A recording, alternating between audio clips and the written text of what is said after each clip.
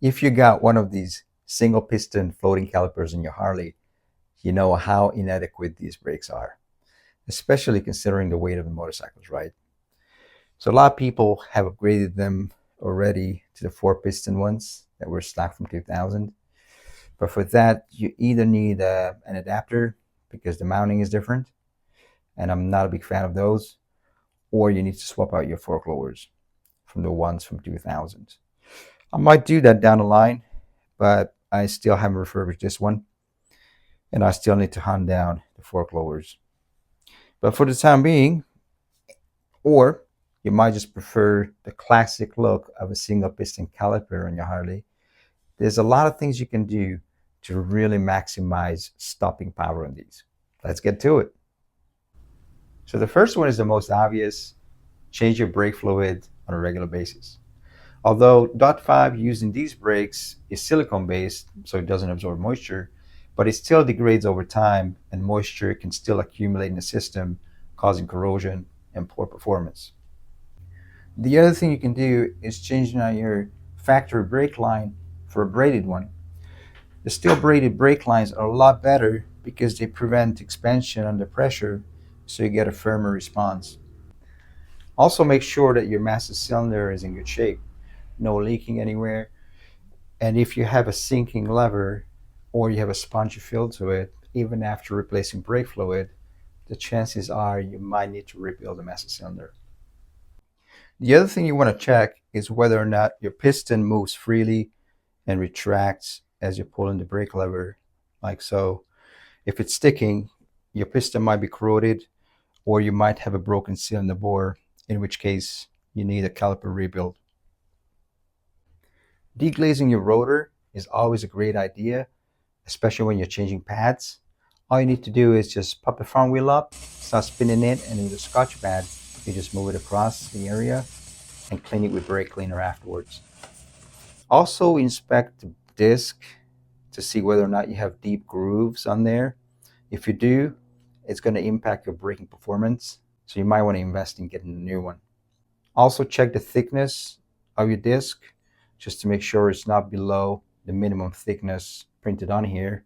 For me, it's 0.180. I'm still okay. So now we've gotten to the most important part, your brake pads.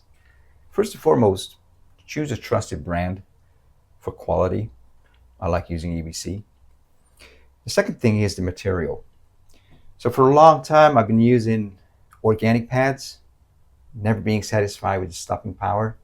And recently, I switched to sinter pads, and holy shit, it completely transformed my front brake. Honestly, great bite right off the bat, and a stopping power. And I know that they wear out the rotor faster, but I only do a few thousand miles a year. I mean, my confidence in my front brake is finally restored. So it's worth every penny, even if I have to change out my rotor once every 4 or 5 years. I know there's one in between, semi-sintered. I never tried those. If some of you guys have tried them, tell us about your experience. So the last bit of maintenance can also be a game changer when it comes to stopping power, because the single piston floating calipers rely on the sliding pin and the sliding bushing to be working effectively. If they are stuck or they're sticking or seized, then your braking power will be significantly reduced. So you get the lower mounting pin here, and you get this bushing here, sliding bushing in here. Let me just remove this real quick. So in the upper bore, you have one O-ring over here. And in this bore at the bottom, you have two O-rings. And these O-rings can swell up if you've been using the wrong type of grease. You must only use silicone-based grease because it won't attack the rubber and also it won't dry out. I like using this one, but any silicone-based grease will do the trick for you. So if these O-rings are swollen up or degraded, just change them. I changed them recently. Anyways, grease them up real good. And I like to do this maintenance once a year in the spring, right before the riding season.